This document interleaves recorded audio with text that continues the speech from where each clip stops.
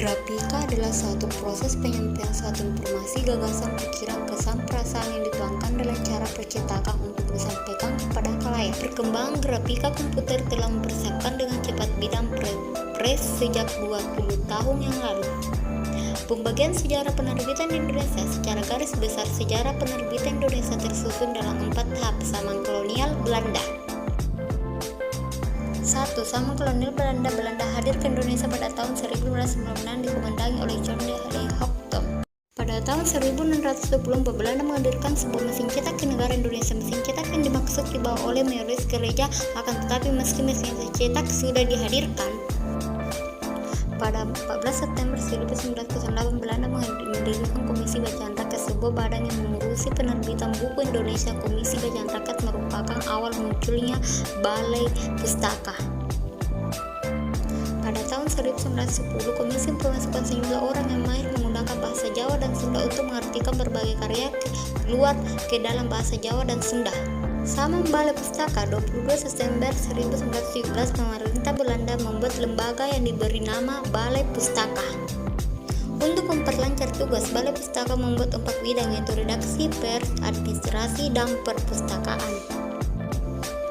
Balai Pustaka sangat hebat, terbukti mereka telah berhasil dalam menyebarkan buku bacaan kepada India Belanda. Pada zaman kepemerintahan penjajahan Jepang, Balai Pustaka pun tetap eksis walau pada masa mereka tidak memakai nama itu.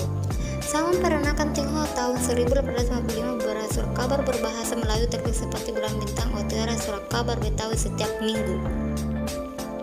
Terbitnya surat kabar mingguan ataupun menggunakan bahasa Melayu sangat bermanfaat bagi keturunan Tionghoa karena mereka kebanyakan sebagai pedagang. Keinginan yang gigih atas cerita dari tanah kelahiran direspon dengan mengartikan cerita-cerita asli Cina.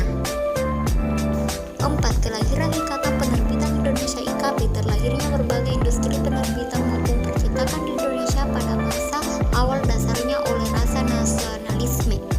Jenis-jenis penerbitan. 1. Penerbitan buku. Balai Pustaka menceritakan bagaimana orang terhormat terpelajar adalah orang yang paling berjasa dalam membangun sastra, kebudayaan, dan bahasa di Indonesia.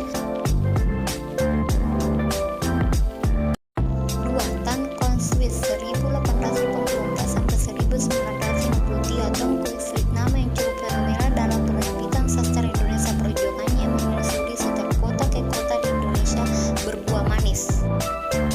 3. Terbitasi berseri. Terbitasi berseri yaitu suatu tulisan yang berisi informasi yang masih berbentuk original dan biasanya belum diterbitkan maupun dipublikasikan. 4. Terbitan berkala. Periodicals. Terbitan berkala diartikan sebagai terbitan maupun publikasi berseri yang berkelanjutan kecuali surat kabar.